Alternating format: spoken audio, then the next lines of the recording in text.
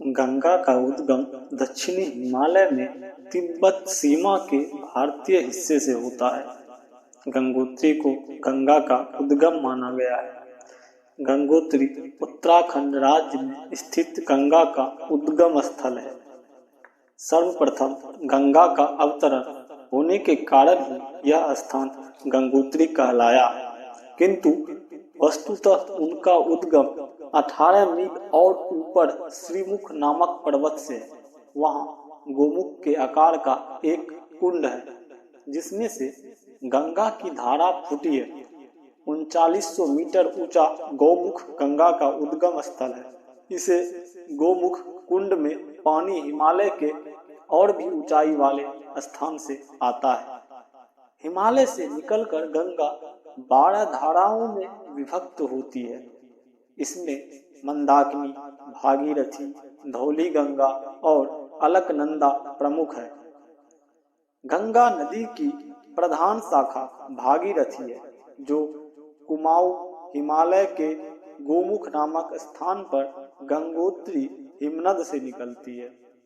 यहाँ गंगा जी को समर्पित एक मंदिर भी है। ब्रह्मा से लगभग 23वीं पीढ़ी बाद और राम से लगभग 14वीं पीढ़ी पूर्व भागीरथ हुए। भागीरथ ने ही गंगा को पृथ्वी पर उतारा था।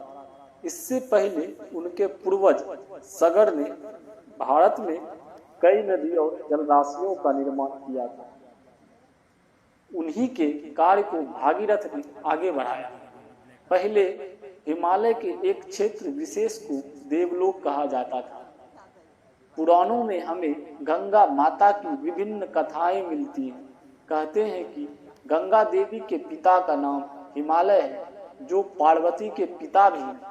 जैसे राजा दक्ष की पुत्री माता सती ने हिमालय के यहाँ पार्वती के नाम से जन्म लिया था, उसी तरह माता गंगा ने अपने दूसरे जन्म में ऋषि जहन्नुम के यहाँ जन्म लिया था।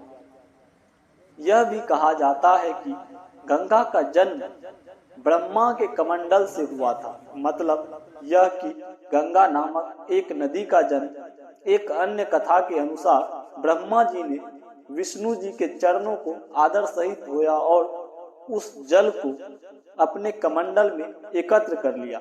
भगवान विष्णु के अंगूठे से गंगा प्रकट हुई, अतः उसे विष्णुपदी कहा जाता है। एक अन्य कथा के अनुसार पार्वती के राजा हिमवान और उनकी पत्नी मीना की पुत्री है। इस प्रकार वे देवी पार्वती के बहन भी हैं। कुछ जगह पर उन्हें ब्रह्मा के कुल का बताया गया है। यह तो सभी जानते हैं कि भगवान राम के पूर्वज इक्ष्वाकु वंशी राजा भागीरथ के प्रयासों से ही गंगा नदी स्वर्ग से धरती पर आई थी, लेकिन उन्हें स्वर्ग से धरती पर गंगा को लाने के लिए तपस्या करनी पड़ी थी। उनकी तपस्या से प्रसन्न होकर ब्रह्मा ने कहा, राजन, तुम गंगा का पृथ्वी पर अवतरण तो चाहते हो, परंतु क्या तुमने पृथ्वी से पूछा है कि वह गंगा के वेग तथा भार को संभाल पाएगी? मेरा विचार है कि गंगा के वेग को संभालने की शक्ति केवल भगवान शंकर में है। इसलिए उचित यह होगा कि गंगा का भार एवं वेग संभालने के लिए भगवान शिव का अनुग्रह प्राप्त कर लिया जाए। महाराज भागीरथ ने वैसा ही किया। उनकी कठोर तपस्या से प्रसन्न होकर ब्रह्मा जी ने गंगा की धारा को अपने कमंडल से छोड़ा। तब भगवान शंकर ने गंगा की धारा को अपने जटाओं में समेटकर जटाएं बांध दी। बाद में भागीरथ की आराधना के बाद उन्होंने गंगा को अपनी जटाओं से मुक्त कर दिया। कहते हैं कि ब्रह्मचारिणी गंगा के द्वारा किए गए स्पर्श से ही महादेव ने उन्हें अपनी पत्नी के रूप में स्वीकार किया। पत्नी पुरुष की सेवा करती है, अतः उसका वास पति के हृदय में अथवा चरणों में होता है, किंतु भगवती गंगा शिव के मस्तक पर विराजती है। भगवान विष्णु के अंगूठे से प्रकट हुई, अतः उसे विष्णुपदी कहा जाता है। भगवान विष्णु के प्रसाद के रूप में शिव ने देवी गंगा का पत्नी के रूप में स्वीकार किया।